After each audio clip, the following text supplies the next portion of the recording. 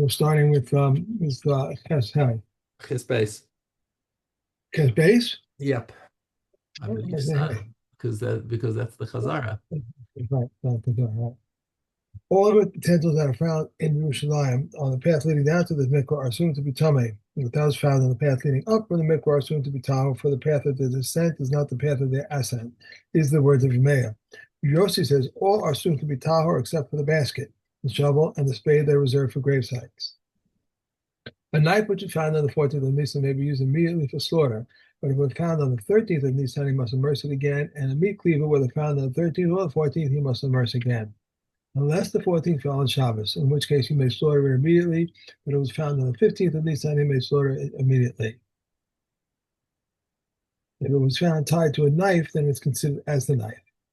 If a curtain has been contaminated through contact with a secondary tumor, they immerse it within the temple complex and they bring it in immediately. If there was primary contact, if it was contaminated through contact with the primary tumor, they immerse it outside the temple complex and they spread it out to dry in the hail.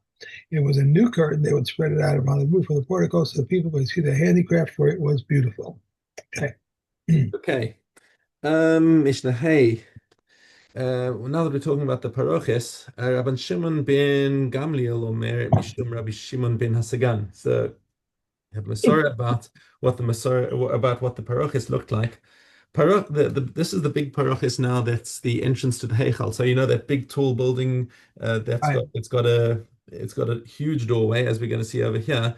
Paroches ovia tefach. So the thickness of the paroches was a tefach. So it's already like the fabric is massively thick. Okay. V'al shivim u'shtayim nimin nereges, and it was woven on 72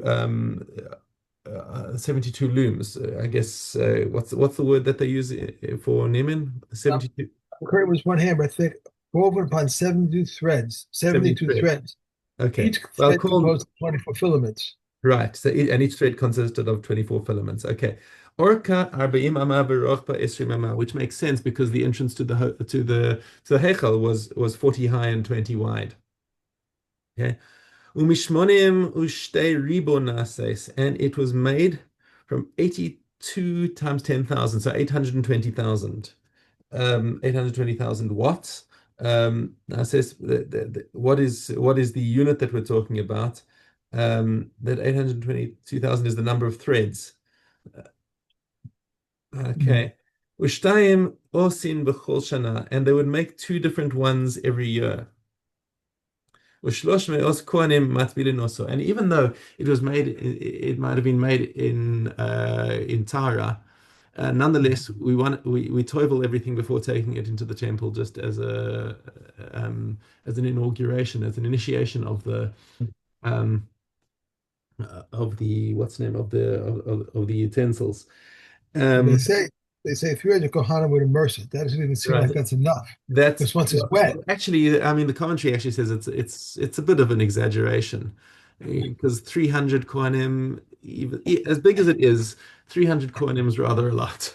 But it's an exaggeration, but it just gives you an idea of the scale. It was big, tachlis. Okay. Um, so back onto our topic with Mishnah Vav. Basar kod shimshin nitma. Well, sort of onto our topic.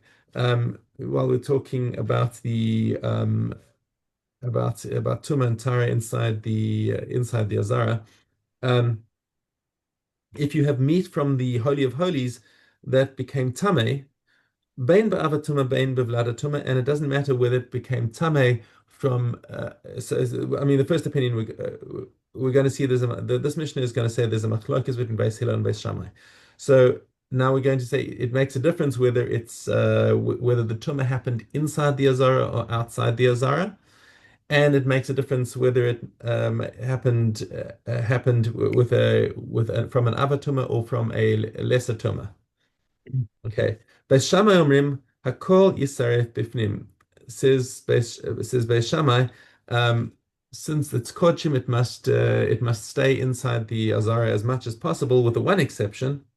Kol yisaref bifnim chutz mishenitma ba'ava tuma b'chutz. So if it was outside the azara and became tame with a severe tuma, then you don't bring it in because it's now got a severe tumor. Don't bring it in. But if it was a lesser tumor, you should still bring it in to burn it. And if it was already inside, then you leave it inside no matter what. Says Beis Shammai.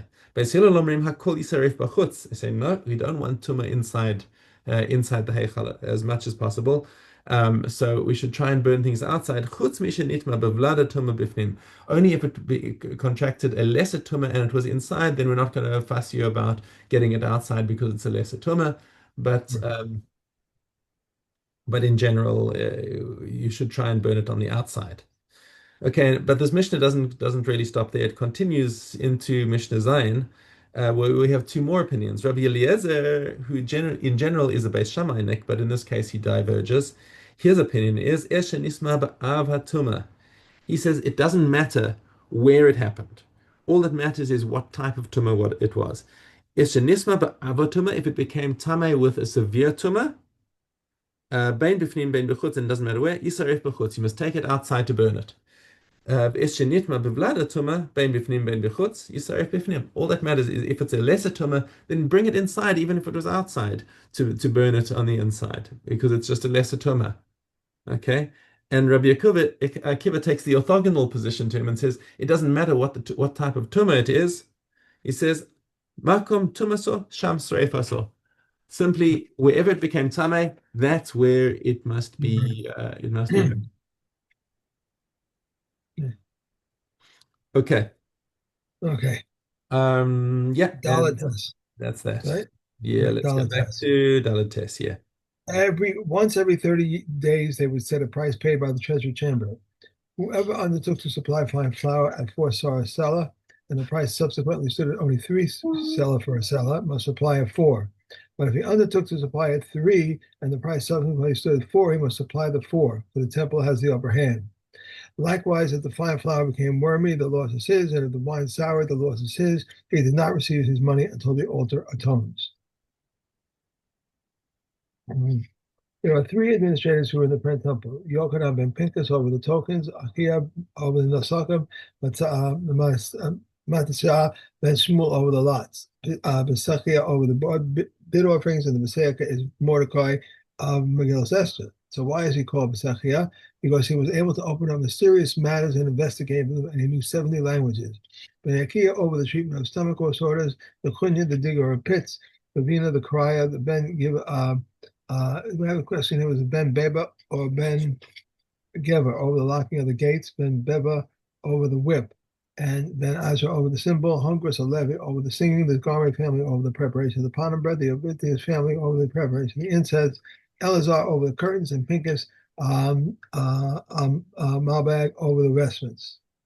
There may not be less than 3 treasurers in the temple, nor the less than 7 superiors, nor may 5 from authority be set up over the community with less than 2 officers, except for Nakia, who is in charge of the treatment of the stomach disorders, and Eleazar, who is in charge of the curtains, because most of the community accepted accepted over themselves.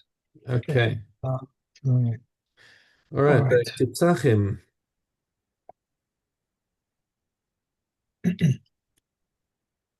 Here we are at Dalet Aleph. Where it is customary to do work on the eve of Pesach and to midway when we do work, but where it is customary not to do work when we not do work. If one goes from where they do work to where they do not, and from where they do not to do they way do, we lay upon the stringencies of the place that she has left and the stringencies of the place to which she has gone, but no man deviate from the local custom to avoid conflict. Similarly, one who transports crops of the sabbatical year from a place where they have been exhausted to a place where they have not been exhausted, or from a place where they have not been exhausted to a place where they have been exhausted, is required to remove them. Now, Yehuda says, we say to him, go out and bring for yourself. Where it's customary to sell small livestock to Gentiles, we may sell. Where it's customary not to sell, we may not sell. But in all places, we may not sell them large livestock, calves or foals, healthy or maimed. And remember, who permits selling in the case of a maimed one, but Sarah permits selling in the case of a horse. Okay. Okay. All right. Back to Bikurim. Well, okay. Give him a Gimel. vote. While the basket was still on the soldier, he read from, I profess this day to the Lord your God until the end of the passage. And Yehuda says, until a wandering Aramean was my father. When he reached the wandering Aramean was the father, he took down the basket from his shoulder and held it by its rim, and the priest placed his hand underneath it and waved it and read from a wandering Aramean was my father until the end of the passage and placed it on the side of the altar, and he prostrated himself and went out. Um, sorry. Originally anyone who knew how to recite recited, and who did not know how to recite, they read it to him. But they refrained from bringing the endured that it should not be read to both those who knew and those who did not know. The rich brought their Bikurim in silver and golden baskets, and the poor brought them in wicker baskets. The peeled willow branches on the baskets and the Bikurim were given to the priests. Okay. Okay. Right. And tell the young. Okay. Base dollar. If a porridge and flat cake were made of chulin and oil of truma were flowing on top of them, and the tevel yom touched the oil, his rendered puzzle only the oil. But if he stirred it, whenever the oil flowed to his red, it rendered puzzle. Regarding sanctified meat upon which a layer of sediment is congealed, if the tevel yom touched the sediment, the pieces of meat are permitted. If he touched the piece of everything that comes up with it are connected to one another. The Yochanan ben Nori says both of them are connected to one another, and the same applies to legumes, of which a layer is congealed on top of the slices of bread. Legumes are prepared in a pot. When legumes are separate, it is not considered a connection. When they form a mass, it is considered a connection. If there were many masses, they're counted. If oil was flowing on top of wine, and the tevel yom touched the oil, he has rendered puzzle only the oil. And Rabbi Yochanan ben Nori says both of them are connected to each other. If a barrel sank into a pit containing wine and a tevel yom touched it, if he touched it from the rim of the barrel and inward, it is considered a connection. If he touches from the rim of the barrel and outward, it is not connected. The Yochanan ben Nori says even at the level of the wine of the pit above the barrel is equal to the height of the person, and he touched the wine directly above the mouth of the barrel, it is considered a connection. Okay. Okay. Yeah. We are on to Crucis. Crucis, and we have Olive Hay. The following did not bring an offering. She who aborts a shell filled with water or filled with blood or filled with varicolored substance. She who aborts something resembling fish, locusts, abominating creatures, and crawling things. She who aborts on the 40th day or who was delivered by cesarean section. Reb Shimon declares liable one who delivers by cesarean section. She who aborts on the eve of the 31st day, Beit Shammai exempt her from an offering. But Beis Hillel declares her liable. Says Beis Hillel to Beit Shammai, in what way does the evening preceding the 81st day differ from the 81st day itself? Furthermore, if it is the same regarding Tuma, it should not be regarded the same regarding an offering. Beit Shammai replied to him, no. If you said regarding a woman who bore on the 81st day, it is because it came out at a time when she was fit to be an offering. You will say it one of who aborts on the evening preceding the 81st day, for it did not come out at a time when it was fit to bring an offering. Reply Beis Hillel. But she who aborts on the 81st day that fell on Shabbos will prove our point. For it did not come out at a time when she is fit to be an offering, yet she is not liable to an offering. Rabbi Shammai says, no, if you said of one who bought it on the 81st day fell on Shabbos, even for though it is unfit for a personal offering, is fit for communal offering, will you say of the one who bought on the evening of the 81st day, since the night is neither fit for a personal offering nor a communal offering, nor over the law of the blood is not conclusive, since if a woman aborts within the Milos period, her blood is ritually contaminated, yet she is exempt from an offering. Okay. One more. Isha.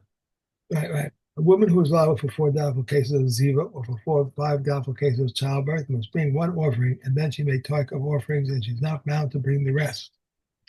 For the 5 definite cases of childbirth and 4 definite cases of ziva, she must bring one offering, and then she may take of offerings, and she is bound to bring the rest.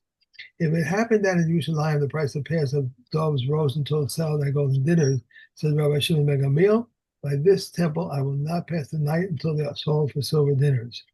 He entered the Beis Din and taught, if a woman must bring 5 offerings for 5 different cases of childbirth or for 5 different cases of ziva, she must bring one offering, and then she may take up the offerings, and she's not bound to bring the rest.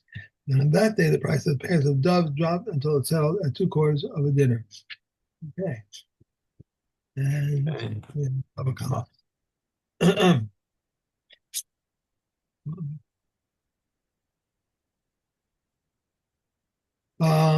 Okay, Gimel Yud Aleph. If one bull was chasing another bull and it was injured, and this one says your bull is injured it, and one says not so, it hurt itself on a rock, the burden of proof relies on the one who seeks to exact something from the other. If two are chasing one, this one says your bull injured it, and that one says your bull injured it. Both are exempt.